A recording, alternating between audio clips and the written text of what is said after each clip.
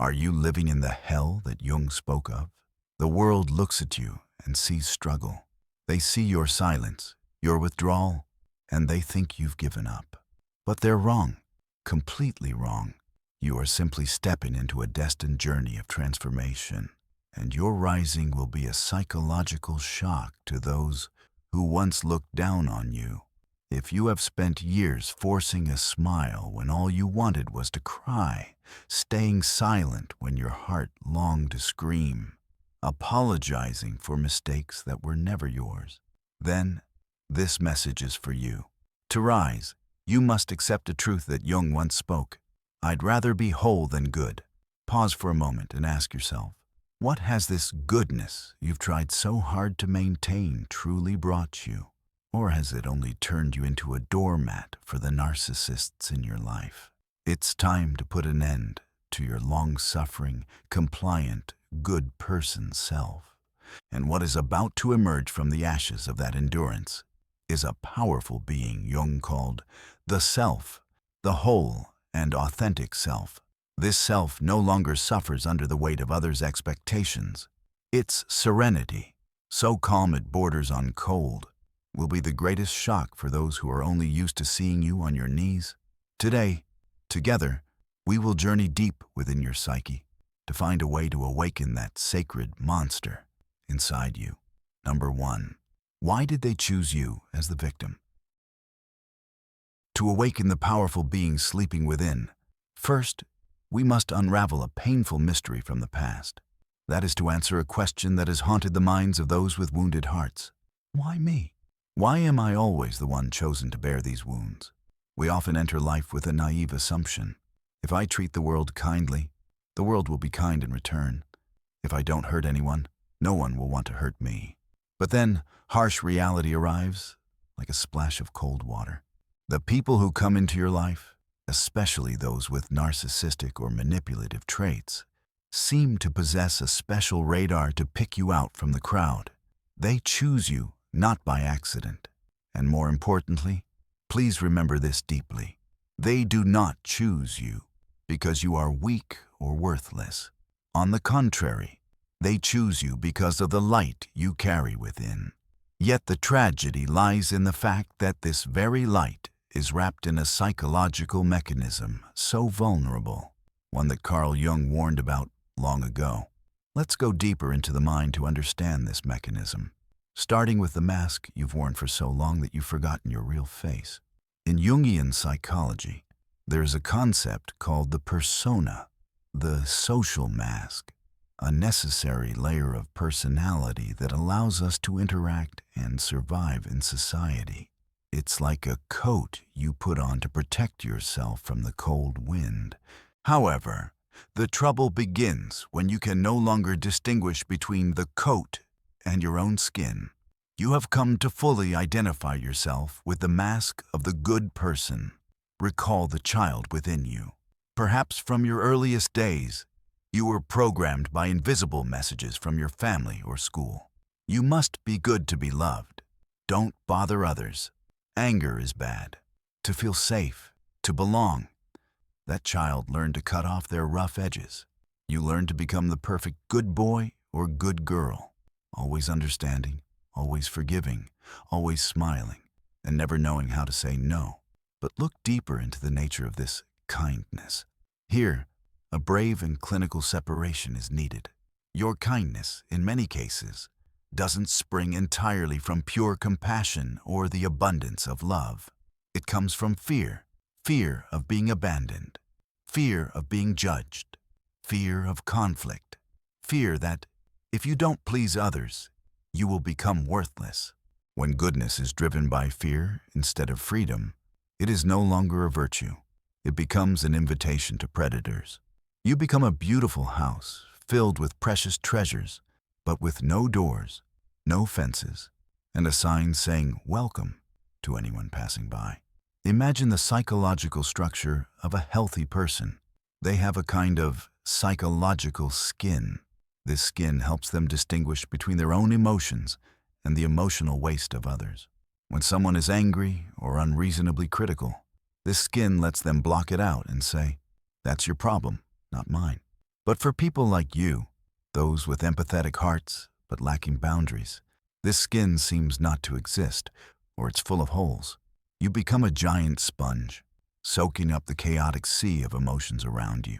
When a loved one projects their insecurity, jealousy, or inadequacy onto you, instead of brushing it off, you absorb it all. You think that's empathy. You believe you're helping to carry their pain. You naively take pride in your ability to understand others without words. Carl Jung once issued a sharp warning about naivety. He believed that naivety is not a virtue, but a betrayal of oneself. When you project your own goodness onto those who lack conscience, you're refusing to see the darkness of reality. You're handing your enemy a sword and hoping they won't use it against you. Manipulators know that, with you, they can push boundaries as far as they like. They know that if they hurt you, you'll be the one to find excuses for them. They know you value the relationship more than your self-respect, and it is exactly this noble leniency that triggers their invasive instincts. They attack and drain you because you allow it to happen in the name of love. Recognizing this can cause a sharp pain in your chest. Admitting that your own kindness is an accomplice in your pain is a bitter pill to swallow. We often want to place all the blame on the cruelty of others. And yes, their actions are wrong. But if we stop only at blaming them, we will remain victims forever. The first step toward healing isn't to forgive them, but to recognize the gaps in your own fences. This awareness is the beginning of transformation. It hurts, but it's the pain of awakening. You're starting to see reality bare, no longer through the rosy lens of innocence. Number 2, the necessary retreat.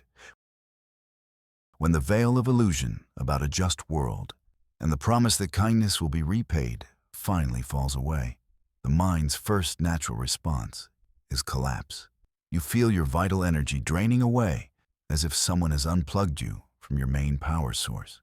You no longer want to go out. You don't want to answer messages. And even the sound of the phone ringing makes you flinch. This is when you begin to retreat.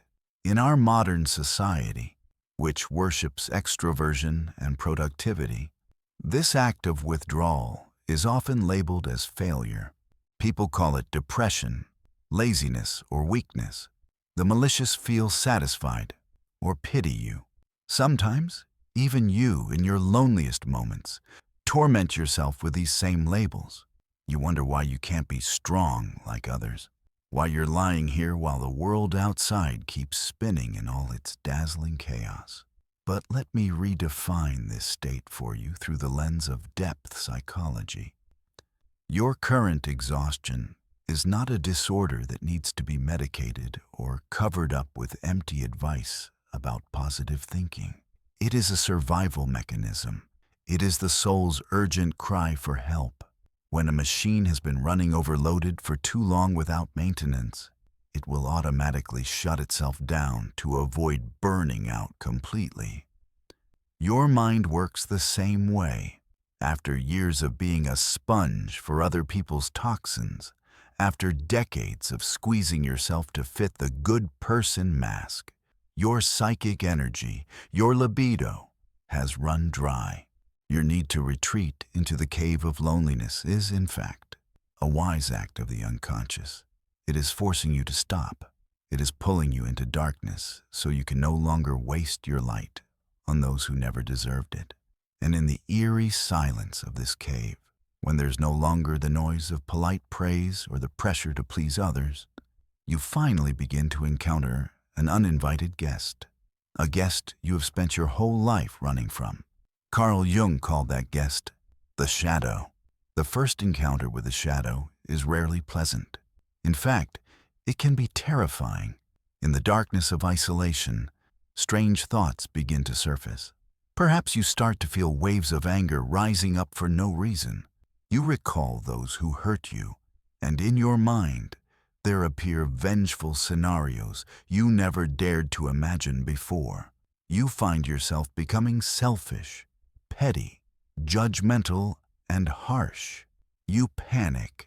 You ask yourself, why am I having these dark thoughts? Am I changing for the worse? Am I turning into a bad person?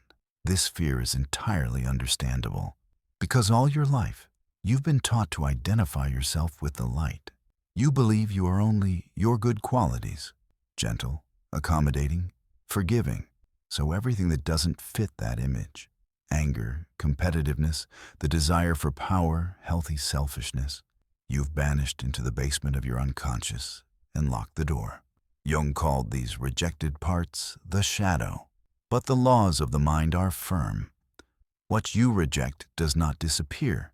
It merely hides in the darkness and grows stronger. Now is the time for a radical shift in awareness, a perspective that will completely change how you face yourself in this stage of your journey. The shadow is not the enemy. The shadow is not evil. For those who have been too good, the shadow is, in fact, where your lost strength is stored. Imagine this. You own a loyal and brave guard dog. Its job is to bark when intruders approach, bare its teeth when someone tries to attack you, and bite back if your safety is threatened. This is a natural survival instinct. But out of fear, out of the wish to be a good child, you chained that dog up, locked it away in a dark basement, and left it starving. You go out into the world without protection. When someone bullies you, you have no ability to fight back, because your guard dog, your capacity for anger and setting boundaries, has already been locked away. Those dark thoughts that frighten you in your loneliness, the anger, the contempt, the wish to cut ties, are really just the barking of that guard dog. It is trying to tell you, hey, master, our territory is being invaded. We need to bare our teeth. We need to protect this house. Righteous anger is not a sin. It is the energy of self-respect that knows how to stand up for itself. The ability to say no coldly is not cruelty. It is the shield that guards your peace. The ability to walk away is not a sign of heartlessness. It is the wisdom to preserve your life force. I want to tell you about the case of a friend of mine, so you can see how subtly this mechanism operates in real life. To protect his privacy, let's call him Thomas. Thomas is the kind of person everyone loves. A dedicated employee, a friend who's always there when needed, a husband who never raises his voice. In the eyes of others, Thomas is a living saint. But in therapy sessions, when the outer shell is taken off, Thomas confides a fear that haunts him.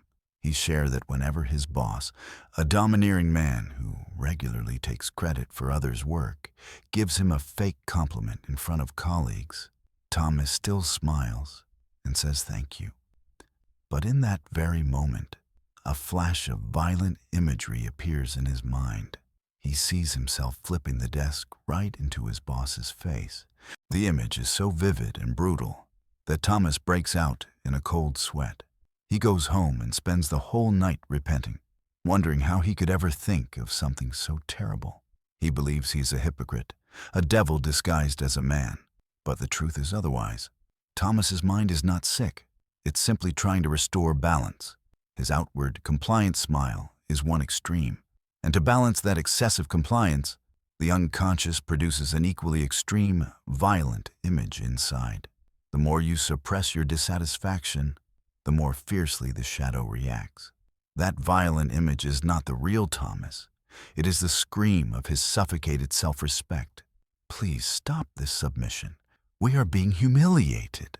If Thomas understood the language of the shadow, he wouldn't fear it. He would understand that he doesn't need to flip the desk, but he does need to know how to say, I do not accept the way you treat me. This conflict between outward actions and inner feelings is what drains your life energy. And this phase of withdrawal, this encounter with the shadow, is your chance to look directly at that truth. Don't run away from those dark thoughts anymore. Invite them to sit down. Don't judge them. Listen to what they're trying to protect inside you. To close this part and help you begin to make contact with the being you've been repressing, I have a small exercise for you. Don't worry. It's simple, but its impact may surprise you. Take a piece of paper or open the Notes app on your phone.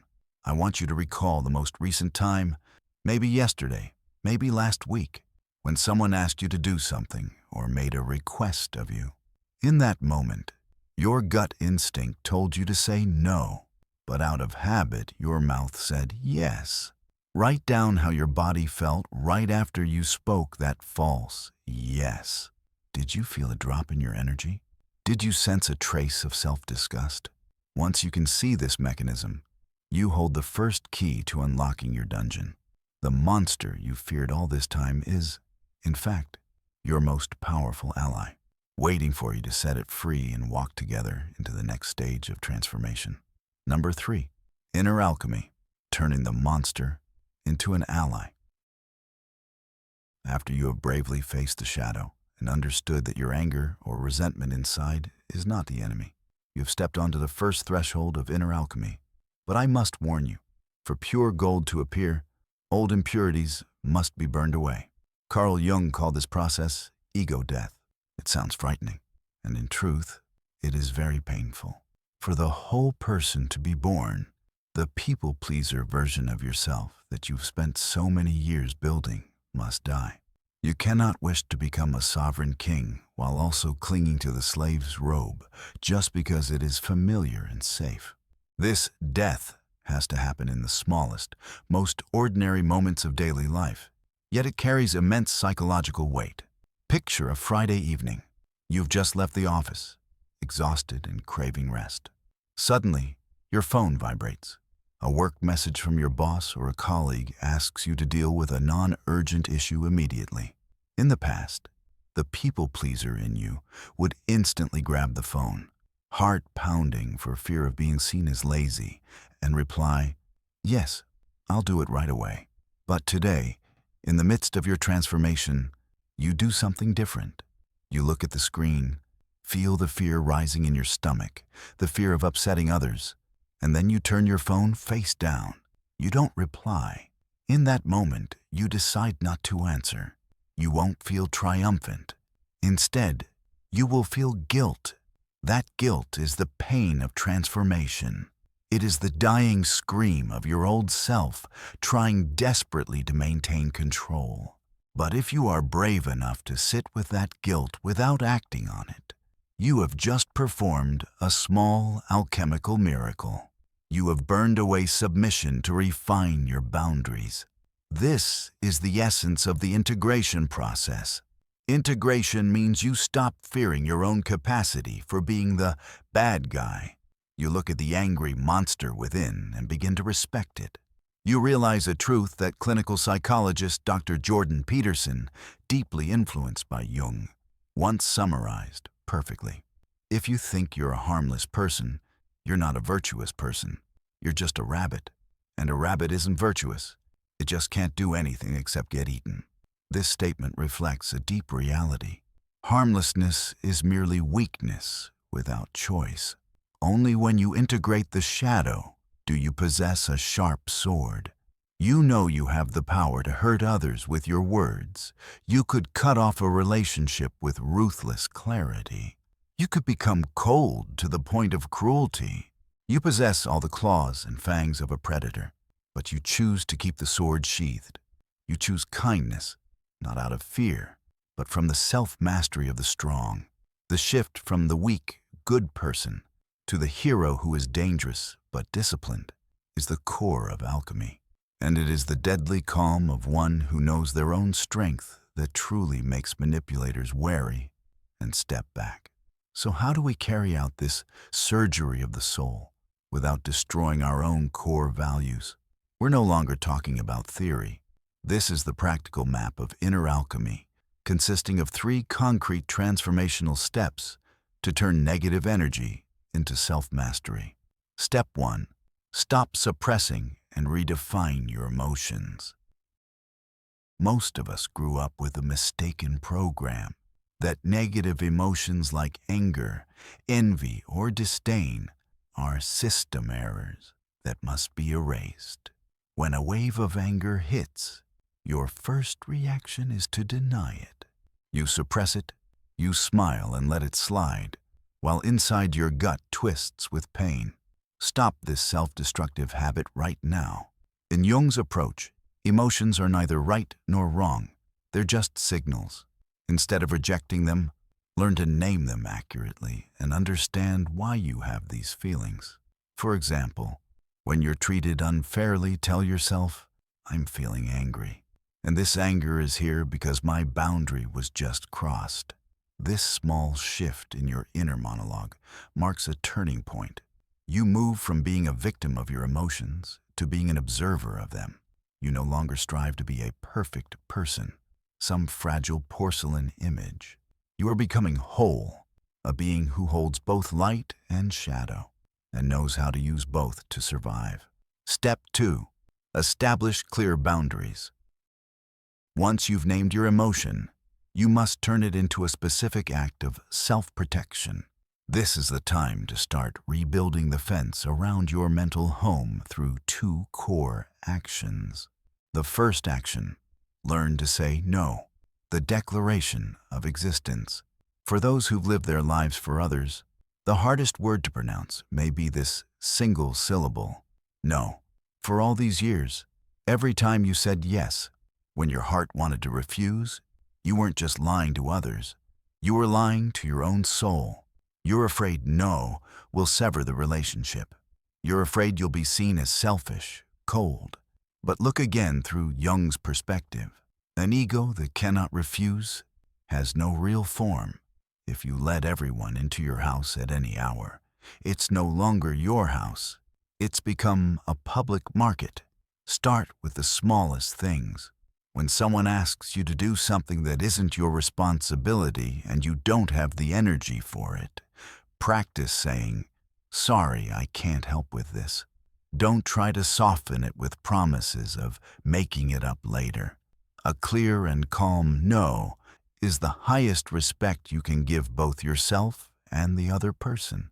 The second action, the stop explaining rule, the trap of submission. But saying no is only half the battle. The other half, and also the most dangerous trap that empaths often fall into, is the addiction to explaining. Recall those times you tried to refuse or set a boundary in the past. Right after uttering your refusal, a wave of guilt would rise up. An old instinct urges you to write a message as long as a page, or to talk non-stop for minutes on end, listing reason B, hoping the other person will understand and sympathize with your struggle. You believe that if you explain clearly enough, they'll empathize and stop hurting you. But the harsh truth is, explaining is a form of submission. When you explain, you unconsciously hand the other person the power of a judge, while you place yourself in the position of a trembling defendant awaiting their verdict. You're asking for their permission to let your boundary exist. Manipulators don't care about your reasons. They may even use the very reasons you give to twist the story, find loopholes, apply pressure, and force you to give in. The more you explain, the more weaknesses you reveal. The new action of the awakened person is silence. Next time, when faced with an unreasonable request and your intuition tells you to refuse, try doing something you've never dared before. Say no and use a short mantra. I respect your opinion, but I don't agree. Your lack of reaction and explanation will create a terrifying emptiness for the other person. They're waiting for a long, emotional paragraph to pick apart, but you give them nothing but a solid wall. That silent space forces them to confront their own unreasonable demand, while you preserve your precious energy completely intact. Step 3. Transform the energy.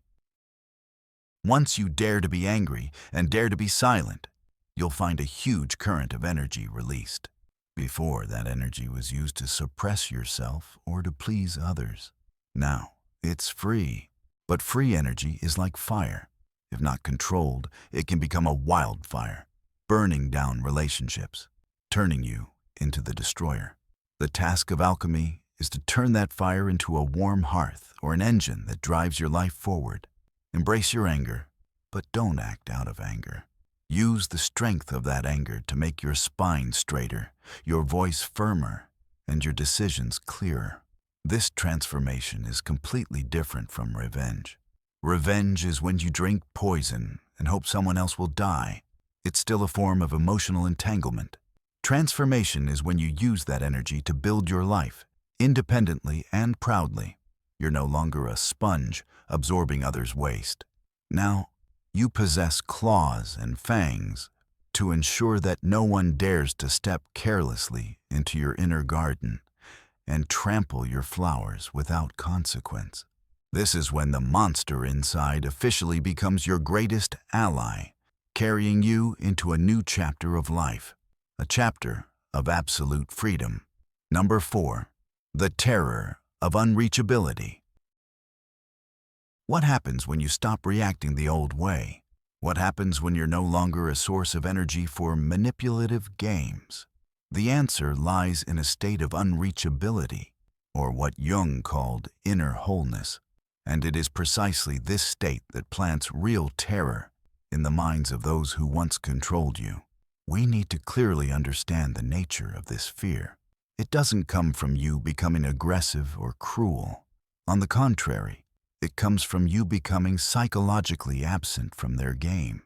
You are still physically present, still capable of polite conversation, but your soul, the place that once held fear, guilt, and a longing for approval, is no longer there.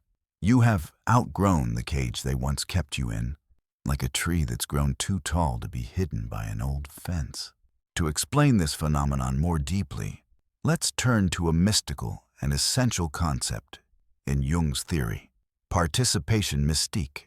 Jung used this term to describe the unconscious bond between people, where one person's ego has not fully separated from another's. In healthy relationships, this connection brings empathy and bonding. But in toxic relationships, especially between an empath and a narcissist, participation mystique becomes a parasitic umbilical cord. Imagine there's an invisible cord of energy connecting your belly to theirs. For many years, through this cord, they've drawn comfort, submission, and a sense of power from you. Whenever they feel bad about themselves, they pull on the cord. You react, and they feel better. They survive on the flow of energy from you. They believe you are an extension of themselves, a limb belonging to their own body. But when you go through the process of inner alchemy, when you learn to say no and stop explaining, you are holding a sharp pair of scissors and cutting that cord. This cut causes a kind of shock for the other person. Suddenly, their supply of energy is cut off. They no longer feel the flow of emotion from you. They pull the cord, but there is no one on the other end. This emptiness creates a primal panic in their unconscious. They feel as if they are suffocating, deprived of oxygen, and that is why they are afraid. However, we need to be realistic and prepare ourselves for what will happen right after that cut. There is a behavioral psychology rule you must know so you're not shaken. The extinction burst. When a child who's used to demanding candy realizes their cries no longer work, they don't just stop. They scream louder, throw bigger tantrums, roll on the floor in protest. Why? Because their brain is desperately trying to salvage the old strategy. It thinks, maybe I haven't screamed loudly enough. If I scream louder, Mom will give in just like before. The manipulators in your life will behave exactly the same way when confronted with your new self. Don't naively hope that when you change, they'll immediately respect you. They won't. They'll be shocked, and after that shock comes escalation. They'll try every old button that once worked on you. They'll play the pitiful victim. Why are you so cold these days? Don't you love me anymore? You've changed. You've become selfish. They're trying to activate guilt, the very weakness that once held you captive. If guilt doesn't work, they'll move on to poking the bear. They'll say the harshest things, invent the wildest stories about you, or attack what you value most. Their only aim is to get any reaction at all, even anger, because for them, your anger is still better than indifference. It proves they still have power over your emotions. So you, the one now holding the power of self-mastery, how will you respond to this storm? The answer lies in the steadfastness of the mirror. You force them to see the ugly face they've long tried to avoid. Your silence is not just a wall. It's a powerful spotlight that shines directly into their darkness. They hate you because you're the only one brave enough to show them who they truly are. At this point, you don't need to explain, don't need to justify, and most importantly, you don't need to fix their feelings. Let them deal with their own chaos. That is the lesson they need to learn, and it is the greatest gift you can give their growth, whether they appreciate it or not. Recently, I received a long, heartfelt message from a woman whose transformation journey is the most vivid testament to Jung's theory. Elena is the youngest daughter in a family with a mother who displays classic narcissistic traits. For decades, Elena's role was to be the emotional trash can for her mother. Every day, her mother would call her 5 or 6 times just to complain about her father, the neighbors, her health, and to criticize Elena for being useless, even though she was the only one taking care of her. Elena lived in constant anxiety, keeping her phone on 24/7 for fear of missing her mother's call. She had tried to explain, had pleaded in tears for her mother to understand, but all she received in return was manipulation and threats. The breaking point came when Elena fell seriously ill and was hospitalized. Her mother visited, not to care for her, but to scold her for being sick and leaving no one to take her grocery shopping. In that moment, Elena's old self died. She realized her sacrifices were meaningless. After being discharged, Elena didn't argue with her mother. She simply changed. She set her phone to accept calls from her mother only during a fixed time slot, 7 p.m. to 7:15 p.m. The first time her mother called at 10 a.m. and found Elena not answering, she sent dozens of harassing messages, accusing Elena of being an unfilial daughter, threatening to disown her. In the past, Elena would have trembled, called back immediately, and apologized profusely. But this time, Elena read the messages, felt the pain in her chest, took a deep breath, and put her phone down. She continued with her work. At exactly 7 p.m., she called her mother back. Her mother's voice hissed through the phone, spewing the harshest words. Elena calmly replied, "Mom, I can only talk for 15 minutes.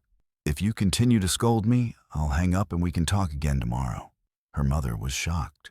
She yelled even louder, and Elena did exactly as she'd said.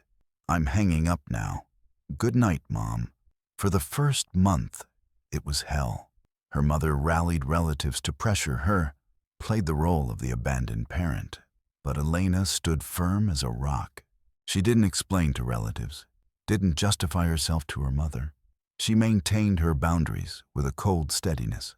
And then, something miraculous happened.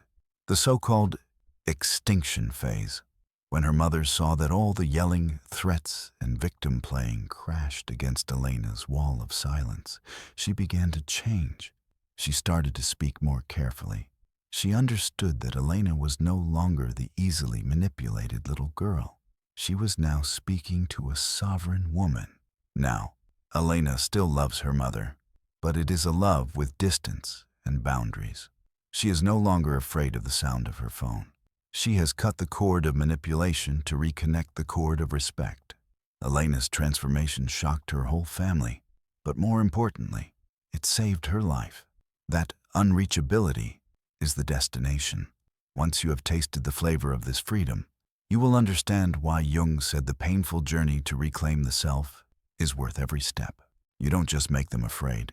You force them to see a version of you that they can never reach again. That is both the punishment and the final liberation. Number 5.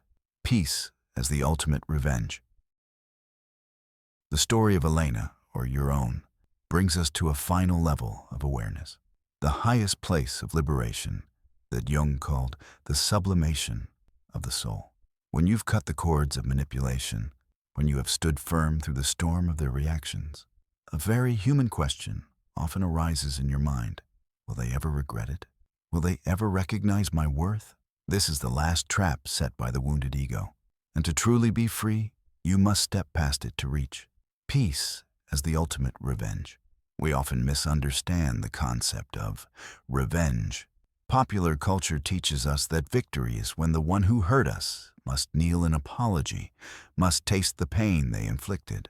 But from the perspective of depth psychology, hatred or longing for their repentance is still a form of attachment. Carl Jung once warned that a chain forged from hatred is just as binding as one braided from love.